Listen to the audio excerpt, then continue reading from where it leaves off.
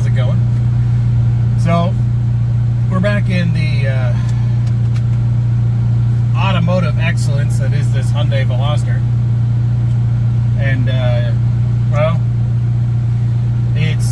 I'm at the dealer now picking it up for the second time this week. So we brought it in earlier this week to find out. It's a little hot here in Texas. It's 93, so excuse me. So we brought it in here earlier this week to have them take a look at it to find out, because they wanted to find out more about the alignment stuff and this and that, and the fuel issues this car has. So it was in here for an entire day. They looked at the alignment parts. They looked at why it burns through 350 miles of fuel in 150 miles. They also checked some other concerns. I mean, this car had a electronic control system fault. This car also on May 5th, it had a misfire on all 4 cylinders. And the critical misfire from May 5th wouldn't even register into the car. So that's even more fun. That's the problem. That's another issue that this car has too, is a check engine light will happen and it will never record anything. It'll pop up, check engine light, let me know on the notification screen, I'll get an email. But when they go to read the codes, it's blank, it's empty. So that's more fun trying to figure out. But the thing about this car is, after they looked at it, they said everything was fine. We assure you everything's fine, everything's great, everything's good to go. Couldn't find any issues with the car, other than the fact that the alignment was way off. They just aligned it less than 1,000 miles ago. And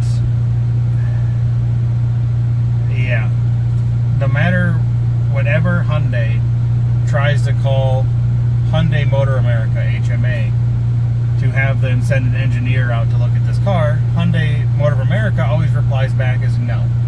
Just do this and this and send him on his way. Every single time. So, since I last uploaded, I did get a buyback offer from Hyundai. And if you can call it an offer, basically they were going to, the whole thing about it was they were going to pay about $14,000.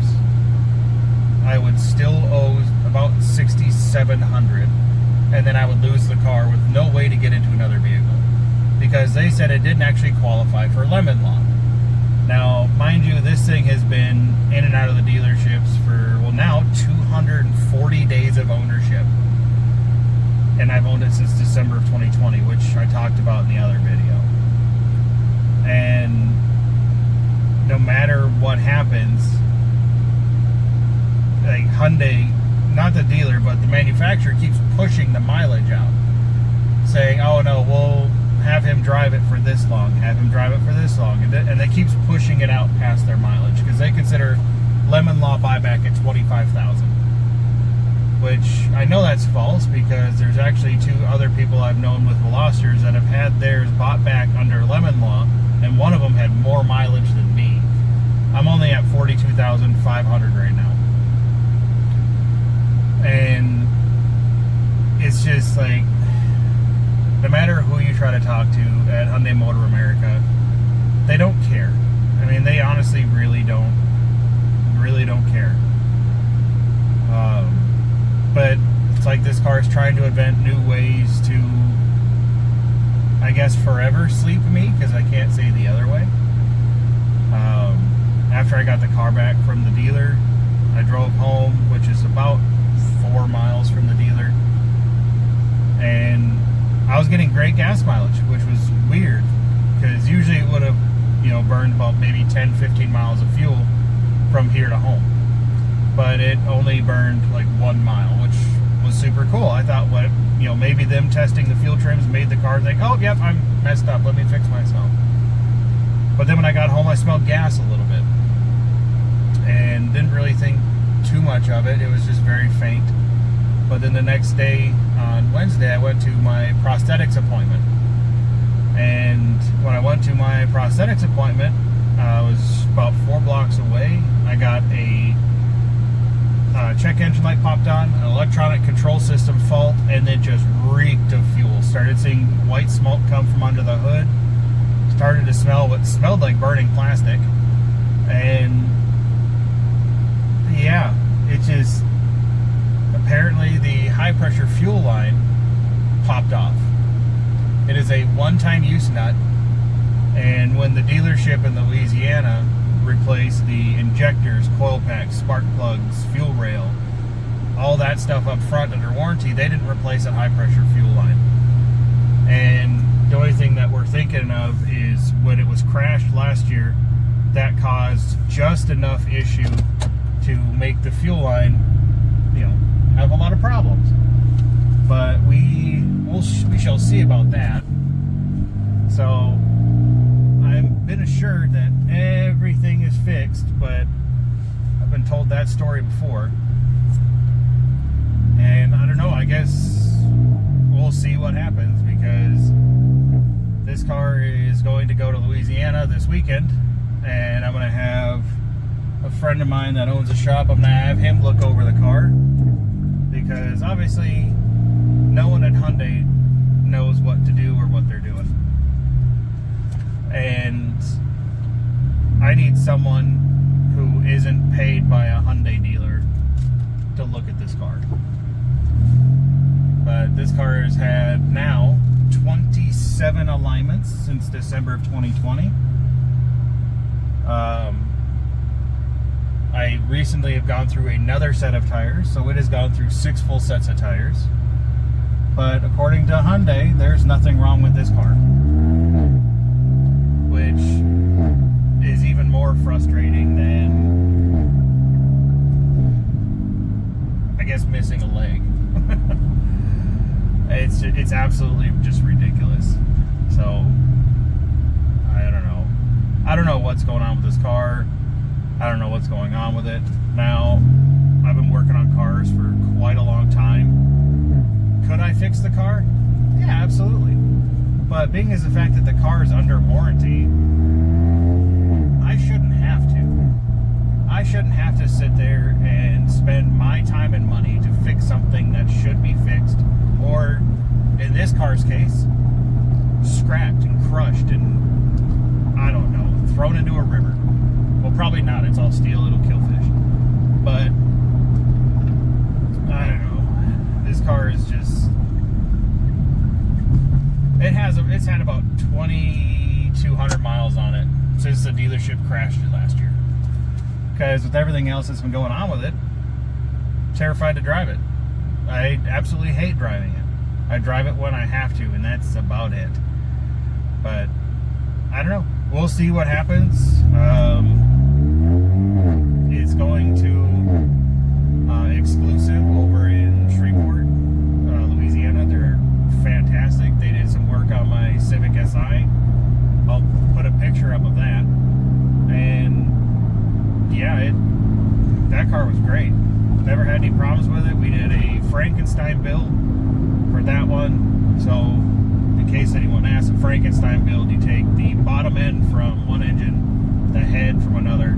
So with the Honda K-Series Frankenstein, we did a K24A2 with a K20 Z3 head, K24A2 cams, and we put a bigger oil pump on it, not fuel pump. But with that, we bumped it up to almost 240 to the tire, which was great. I mean, it felt alive. It was a lot better than the 160 to the tire that the K20 originally had. But we'll be bringing the car back there and leaving it at a friend's house for a little bit until he opens some time up in his shop.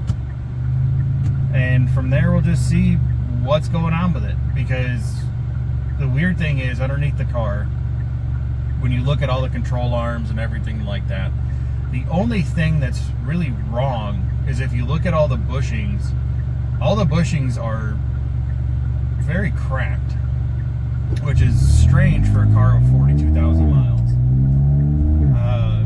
obviously all the suspension stuff is under a lot of stress, considering the, you know, how cracked up all the bushings and all the bushings and stuff are. And that's the complete weird part too, is I noticed it at 20,000 miles when I had the car in the air when I worked at Firestone as a service manager.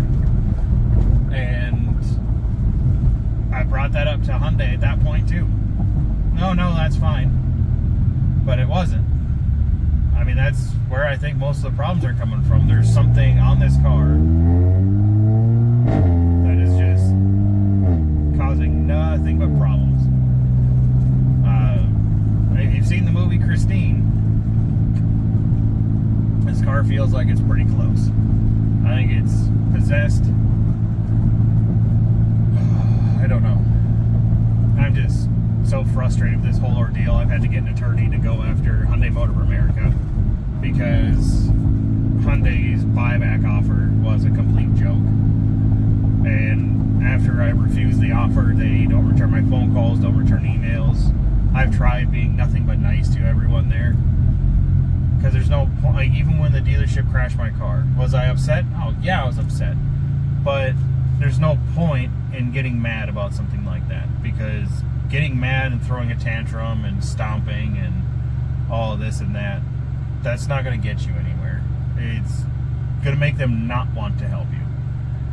But we had to go the attorney route with Hyundai Motor America because they just refused to even respond to me anymore. And unfortunately, that was my only route. But I mean, I still smell gas in this car now, so we'll see what happens. They didn't want to bring the car to the car wash because they were worried about the vinyl, but they've brought it through the car wash before and never had any problems, and I don't know. It is what it is. But either way, I mean, either a friend of mine will get this sorted out, figure out what's wrong with it, or I don't know, I'll just keep this car forever and keep having problems with it, and I don't know. I have no plan with this car. I mean, I got this car because I got my leg amputated. Because I needed something easy that was still kind of fun to drive. And that's why I got this car in the first place. Because it's kind of hard to drive a manual with, you know, one leg. But, I mean, I have two legs now, but the thing is, the gas pedal on the SI is actually bolted to the floor, so it goes forward, as opposed to this car, which is bolted to the firewall. Well, Civic, bolted to the floor, goes down. This car, bolted to the firewall, goes like forward and up. So that's a little bit more difficult too, because the weight of my leg itself, because I can't feel anything below like mid shin. Now, my concern with that is that would I be able to drive it? Yeah, sure, but I wouldn't be able to drive it for a while, and that car needs to be driven. But that's why I bought this, because I wanted something that I could enjoy, that I'd enjoy driving, and for a while I did. I loved this car. I mean, I put 20,000 miles on it in like the first year and a half when it wasn't at the dealership. I mean, we took it to North Dakota. We took it, oh man, we back and forth from Louisiana to Texas. We drove this thing everywhere. Brought it up to Oklahoma, and it's been great. And then it just kept getting worse and worse, and I started to feel unsafe driving the car. But according to Hyundai, nothing's wrong with it, so we'll see what happens. I mean, hopefully the attorney will be able to come back with a hopefully the attorney will be able to come back with a pretty good result from talking to Hyundai. But at this point, I have absolutely zero idea. But have a good day, and we will chat another time.